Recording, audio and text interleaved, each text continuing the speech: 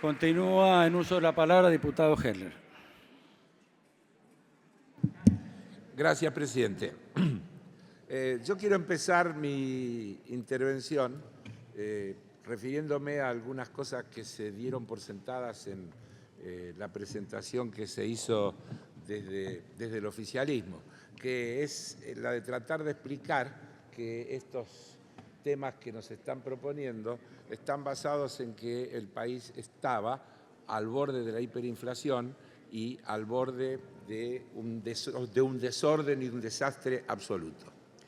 Le quiero decir que quiero referirme a dos o tres cosas concretas de las que se hablaron. Por ejemplo, el tema de la inflación, porque escuchamos alegremente decir que están derrotando a la inflación, escuchamos alegremente decir que la inflación está bajando rápidamente, inclusive estamos escuchando decir que los salarios le están ganando a la inflación. Magia, absolutamente magia. Mire, la inflación promedio del año pasado, fue 8.6, enero-noviembre del año pasado. La inflación de los 4 meses de la gestión de este gobierno es 17.6. La inflación acumulada de los 4 meses de este gobierno es 90%.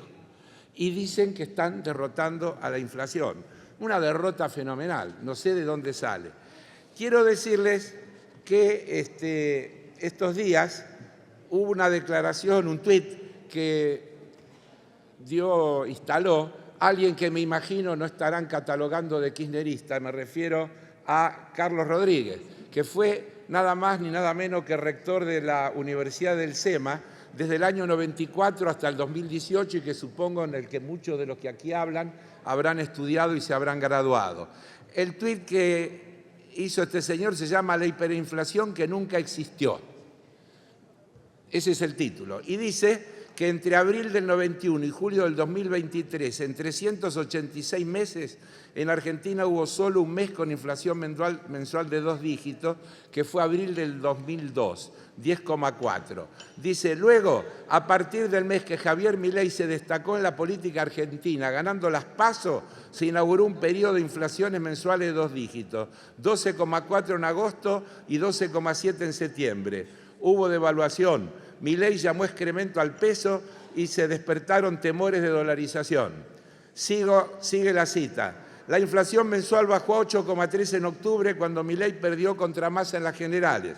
La inflación mensual subió nuevamente en noviembre a 12,8 cuando Milei ganó el balotaje. Y finalmente, al asumir Milei en diciembre, la inflación llegó al récord de 25,5, ayudada por la necesaria, dice él, suba del precio del dólar oficial con la devaluación del 114, dice él, creo que fue más.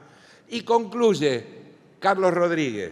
En mi opinión, nunca estuvimos cerca de una hiperinflación en 2023. Sí tuvimos una alta inflación, con mucha variabilidad dadas las características del proceso electoral. El número que circula de inflación anual de 4 o 5 dígitos proviene de anualizar una inflación estimada para una semana de diciembre de 2023. Metodología totalmente desaconsejada y no creíble. Me quedo con eso. Dije ya 17,6 el promedio de los 4 meses de los que están derrotando la inflación, 90% acumulado en los 4 meses. Hablan de emisión descontrolada. La base monetaria creció por debajo de la inflación en 2021, 8%, en 2022, 27%, y en los 11 primeros meses de 2023, 35%. En términos de PBI, diciembre de 2022 era el 4,2, a noviembre de 2023 era el 3,2.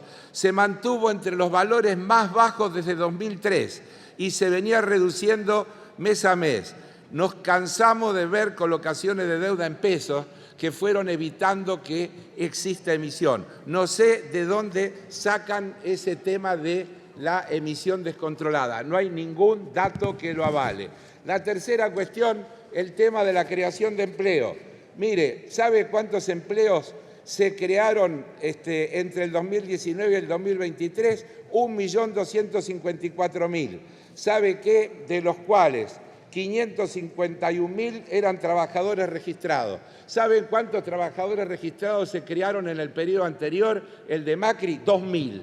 2.000 contra 551.000. No es que no se creó empleo en ningún momento. Hay tiempos en que se creó empleo. Podríamos decir que el empleo que se creó fue insuficiente desde el punto de vista de las remuneraciones. Podríamos decir que también se creó mucho empleo de mala calidad y que tenemos que trabajar en eso. Pero no hay que mentir, no hay que decir falacia para tratar de justificar lo que quieren justificar, que es un ajuste brutal que no tiene ninguna justificación y no tiene ninguna explicación. Rápidamente, quiero pasar por algunas de las cuestiones que están planteadas en las cuestiones tributarias. En el régimen de obligaciones aduaneras y de la seguridad social, estamos de acuerdo en que haya una moratoria, pero la moratoria tiene que ser para las pymes.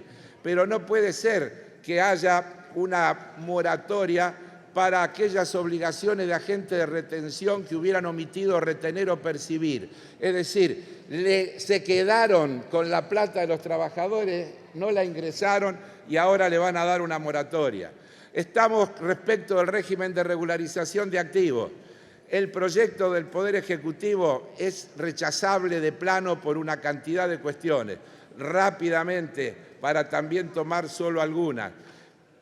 El proyecto establece que podrán acceder al blanqueo residentes y exresidentes, creando una extraña categoría de exresidentes que pueden regularizar dinero en nuestro país.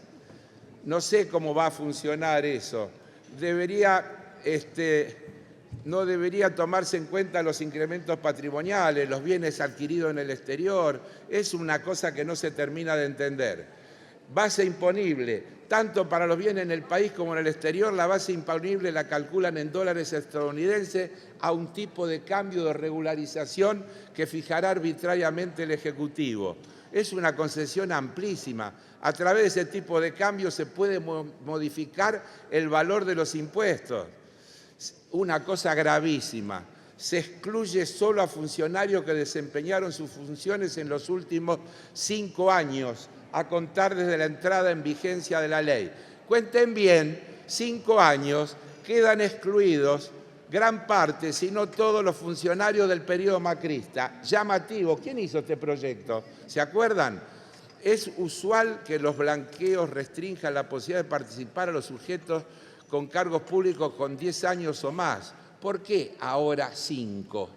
¿No les llama la atención? Son muchas las diferencias que tenemos con ese proyecto, por eso nuestra propuesta está dirigida a mantener lo que habíamos dictaminado el año pasado en el dictamen 84 del 2023. Voy rápido, porque si no, no me dan los tiempos. Respecto de los bienes personales, otra cuestión inaceptable. La propuesta del Ejecutivo va a generar una pérdida de recaudación en un país que no tiene plata. Según la Oficina de Presupuesto del Gobierno, la pérdida de recaudación respecto a la actual será incrementando en los años venideros hasta llegar al 0,61 del PBI en 2027. Dado que va reduciendo las alícuotas de las mayores escalas paulatinamente hasta alcanzar una alícuota única en 2027 del 0,25. En este sentido, el proyecto propone eliminar en el 2024 la alícuota del 1,5, es decir, de los que más pagan. En el 2025 la del 1,25 y en el 2026 la del 1. El impuesto a los bienes personales, para que tengan en cuenta, se coparticipa en un 93,73 con las provincias y el otro 6,27 para las cajas provinciales de las provincias que no transfirieron. Es decir, están desfinanciando a las provincias. Están dándole estabilidad fiscal de 10 años por el mero hecho de pagar por adelantado 4 años fiscales. Otra vez, insisto, los que adhieran y gozarán de la estabilidad fiscal hasta el año 2038, se meten en varios gobiernos sucesivos a los que le restan la posibilidad de tener ingresos y si se pretende cambiar, esto será judicializado. Un verdadero disparate. Se congela la carga tributaria de los contribuyentes. Es absolutamente inaceptable. Impuesto a las ganancias, vamos a sostener el proyecto que estaba vigente, que aprobamos el año pasado, y con el agregado de una tasa de 15% a las ganancias de las empresas cuyos ingresos brutos superen lo que se exigen para las empresas medianas tramo 2. Esto está en consonancia con las normas internacionales que están colocando impuestos mínimos a las grandes empresas en valores similares a las propuestas en esta norma. Es darle más progresividad al impuesto a las ganancias y no hacerlo más regresivo como lo propone el proyecto del oficialismo.